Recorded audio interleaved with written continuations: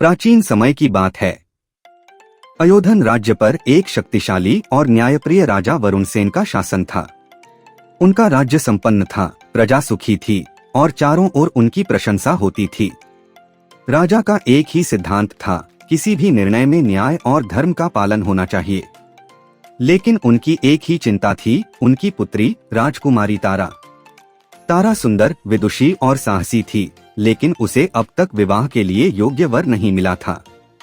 एक दिन राजा शिकार के लिए अपने मंत्रियों और सैनिकों के साथ घने जंगल में गए। अचानक उनकी दृष्टि एक विचित्र प्राणी पर पड़ी। वह किसी भी जानवर जैसा नहीं था, न ही सिंह न भालू। उसके शरीर पर घने बाल थे, लेकिन उसकी आंखें मानो मनुष्य की तरह बोल रही थीं। वह प्राणी न राजा से भागा और न ही उन पर हमला किया। उसकी चाल और भंगिमा में ऐसी गहराई थी मानो वह समझ रहा हो कि राजा कौन है। राजा ने उसे पकड़ने का आदेश नहीं दिया, बल्कि उसे ध्यान से देखने लगे। प्राणी ने शांत स्वर में राजा से कहा, मैं तुमसे बचना नहीं चाहता राजन, मैं तुम्हारे पास रहना चाहता हूँ। राजा और उनके सैनिक स्तब्ध रह गए। एक जानवर जो मनुष्य की तरह बोल सकता था, उसकी इस विचित्रता ने राजा का मन मोह लिया। उन्होंने उस प्राणी को महल में ले जाने का निर्णय लिया, जहां से इस रहस्य का हल ढूंढा जा सके। महल में उस प्राणी का आना सभी के लिए आश्चर्य का विषय बन गया। दरबार में लोग उसे संदेह से देखते थे, लेकिन समय के साथ सभी को उसकी बुद्धिमत्ता का अनुभव होने लगा।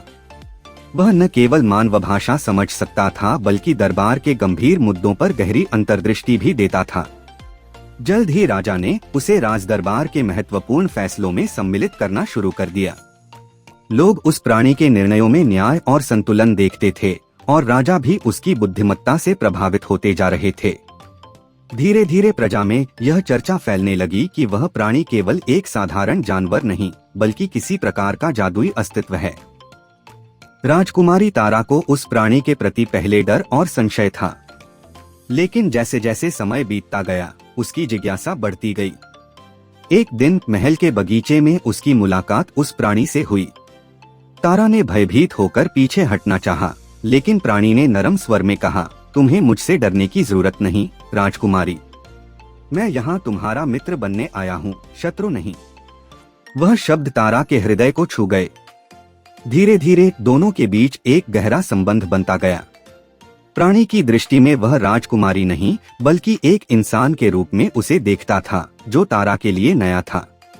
तारा को उस प्राणी की बातें सुनकर ऐसा महसूस होता जैसे उसके भीतर छिपे दुख और रहस्य को वही समझ सकता था। एक रात तारा को स्वप्न में एक दृश्य दिखाई दिया। वही प्राणी एक सुंदर राजकुमार के रूप में बदल गया और उससे कह रहा था, मेरा नाम अद्वय है। मुझे एक श्राप ने इस रूप में बांध दिया है। केवल सच्चे प्रेम और त्याग से यह श्राप टूट सकता है।